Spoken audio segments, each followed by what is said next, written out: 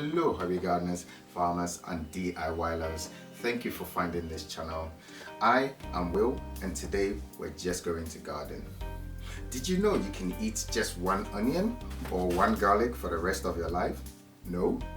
Well, I'll show you how that is possible.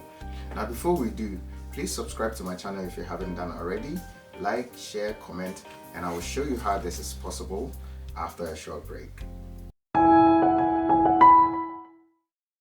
Hello and welcome back. So before we start this experiment, what you need is a chopping board. You also need a knife. You need a kitchen paper or toilet roll. In my case, I have a toilet roll. You need one container, something similar to this. Because this is a DIY channel as well, I like to do it myself. This is a container made out of a water bottle. You can do the same, or if you have a much smaller container, you can do that as well. And then something like this. This is my Chinese takeout box. I kept it and I'm recycling it for this particular experiment. So these are the things you would need. And of course you need a little bit of water as well. And not to forget that you need your garlic and you need onion. With the garlic and with the onion, there's something that you should know, which is the size of your onion will determine how big your harvest will be. So bear that in mind when you are buying your onion for this particular experiment. So I'm going to cut a few. I'm going to show you how to do this. Now we're going to do something called propagation, which is we're going to try and force this dormant root. This is where the roots used to be before it was harvested and then dried. So the roots, the old roots, are currently dead. They are actually useless. You can't use them for anything, or it's not dead, it's dormant, it's still in there somewhere. And what we are going to do is we're going to try to make it come out, and this is the process called propagation. So we are going to use a couple of onions. I have pre-prepared some already, but I'm going to show you how I did it just to make sure that this video is not too long and I'm boring you either. So your onion and your garlic is what you need, and again the size is all up to you. You know what the size you want. And what you want to do with the onion first, so let's start with the onion. This is the bottom bit we need, and this is why I said you can eat one onion for the rest of your life. And this is really simple. When you buy your onion, before you use it for whichever meal you are going to prepare, just make sure you cut this bottom bit, because this is the bit that we're going to use to propagate. So this is the part that we're going to use to propagate. Now bear in mind that depending on how much meat you have on the bottom bit, your harvest will grow accordingly. So the more meat you have on it, the better your harvest will be, and the smaller your meat, you know what would happen. So when you are cutting it, make sure that there is enough meat on the bottom bit that you are going to propagate. So I will just go in here and cut as much as I can. And don't worry, this is not going to go waste. I am going to use this to prepare a meal, so it's not going to go waste. Now this is what you need, and also fair warning, it's possible that the brown skin peels off. Do not peel it off, but if it peels off, it's fine. Just do not peel it off, because it will protect the rest of the onion. So this is what we need. I have already cut some few. This is from some days ago. I kept it, and these are the rest that I have cut as well. So I bought this variety of onion as well, just for this experiment. And these are the onions that I have pre-cut for our experiment, just to save some time. Okay.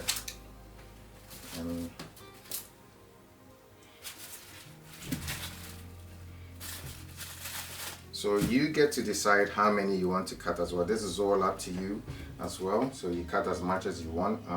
For this particular experiment, I wouldn't recommend that you cut too much.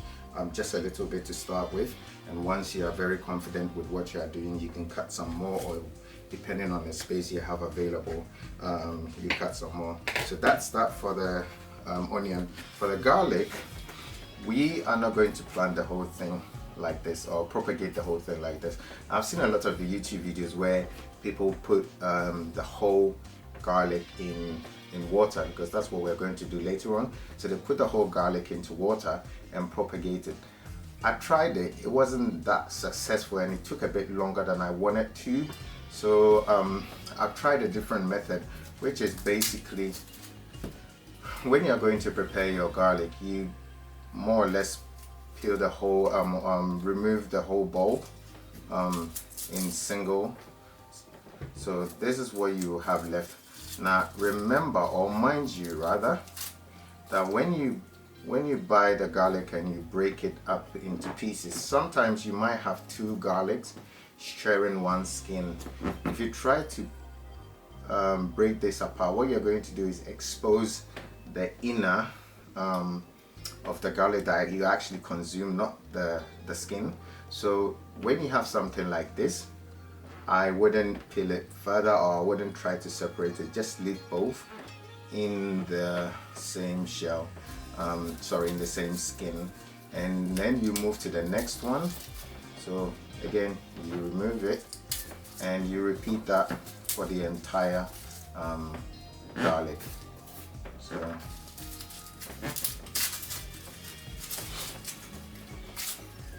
and for this one, I have also prepared some garlic already, just to save us some time. So these have all been removed as well.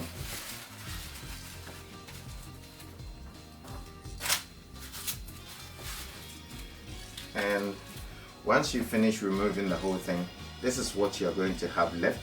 So this is the stock on which all the garlic were more or less grouped. So they were grouped like this, and you peel it off, and this is what you have left. The reason why I don't like to propagate the entire garlic, so putting the whole thing into water, is that they're all sharing the same root. They're all joined by the same root. When you propagate it, the roots will try to come through this dormant old root, and it takes longer, and sometimes you will end up losing your entire garlic because it's going to rot for staying in water for so long. So I rather remove everything, just get rid of this, and then this is what I have left. And for me, this method is faster, and this method is 100% accurate, in a sense that you get to save all the garlic.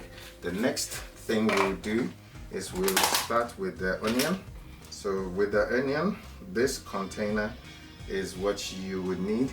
Now the reason why I got the toilet roll out is with the onion, as well as with the garlic, when you put them in the bowl, they kind of bounce around, not really bounce around, but it's very imbalanced because of the bottom, so it doesn't stay straight, and we want it to stay straight. So I usually kind of put toilet roll or kitchen paper, you know.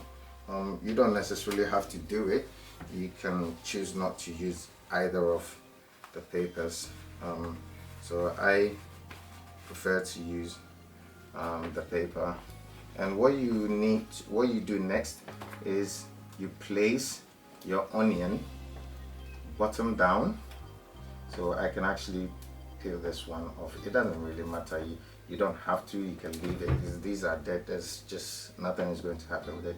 So I place the bottom. So this is the top. This is where the leaf is going to come out. So I place the bottom onto the base of my container, and I will repeat that for the rest of my onions. Now make sure that they're all touching the bottom of your container, and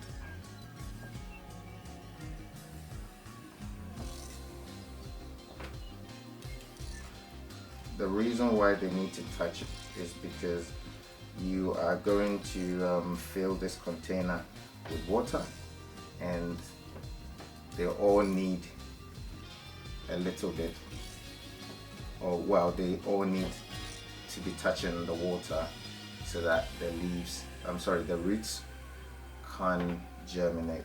I may have cut too much, but it's fine. As I said, depending on the size of your container,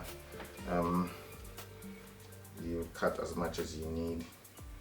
So this is what we have now. This is how it should look. And the next thing you need to do is fill it with water. And when you're filling it with water, be sure not to fill it to the top.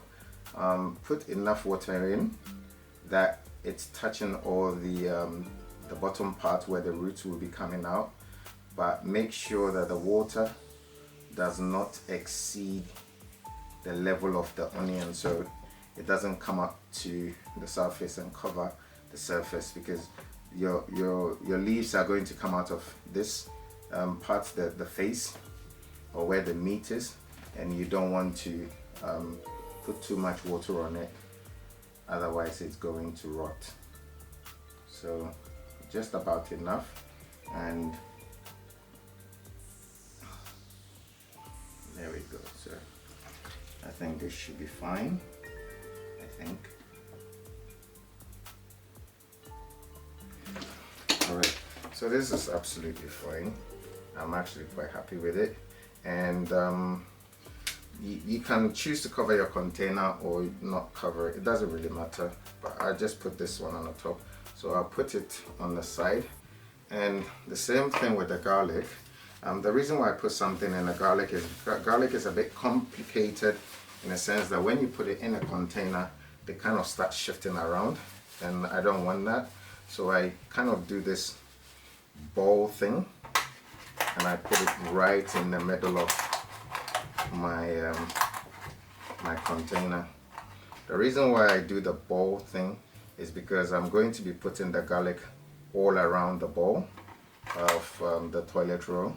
So, and what you also need to remember is that this is where the root is going to come out. So this is the bottom, and this is where the leaf is going to come out.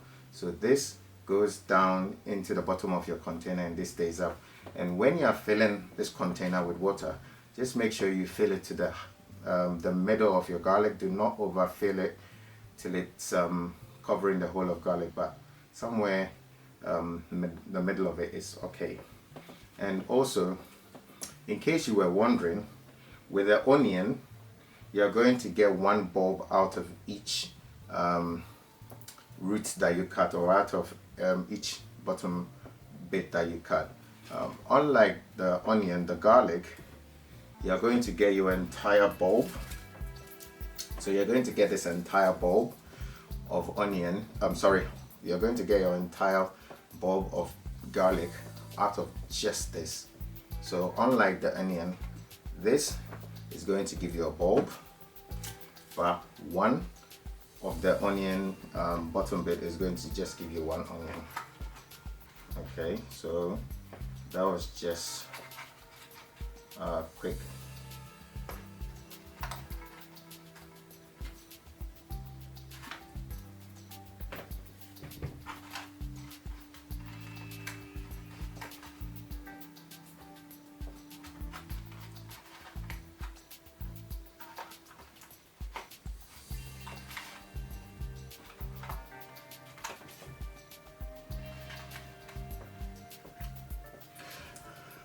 Another thing you have to remember is also the size of your garlic will determine the size of the bulb you harvest. So this, the bigger the garlic, the bigger your harvest is going to be. So this is going to yield you a much bigger garlic bulb than this one. So you can actually choose to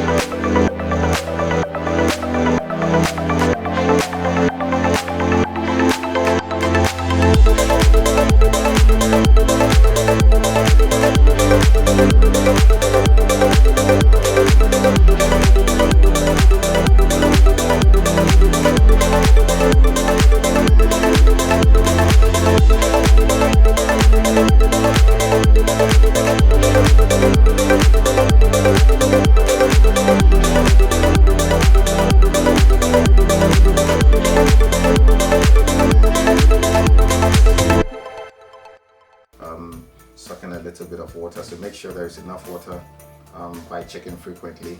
Well, so this is the end of the experiment. Obviously this is not the entire experiment. We're going to put this away, keep it somewhere safe and secure from any kind of damage that may be caused to it. If you have kids around, or if you think your moms and your dads will damage it, keep it away from them. And you don't have to put it on your windowsill. I would rather advise you to put it somewhere on a kitchen counter or somewhere safe. It doesn't need sunlight at the moment. It's only when you see any sign of germination that you might want to look for a place where there is enough sunlight for it. But for now, just store it away from the windowsill because of the fluctuating temperature on the windowsill. It doesn't need sunlight yet. So this is the end of the experiment. What I'm going to be doing is I'm going to keep you updated on how the experiment is going. Let's just say every 3 days or every 5 days, I don't know, depending on how this thing goes, via my Facebook and Instagram account. So if you are not following me on Instagram or Facebook, I will share the link below in the description. Follow me there, like my stuff, and also share with other people who are also very interested in gardening, farming and DIY. And you will see pictures and videos of how the experiment is going. Final full video of the experiment from the start to when we transplant them into their final destination will be up on YouTube as well. Until then, thank you for joining me. It's been a pleasure having you again. Thank you for returning to this channel. Thank you for subscribing. Thank you for liking, sharing. Also comment, let me know, because I would really like to know what you think about this experiment. If you have any questions, please post them in the comment sections and I will get back to you as soon as possible. It's been fun, and I'll see you again in the next experiment. I am well.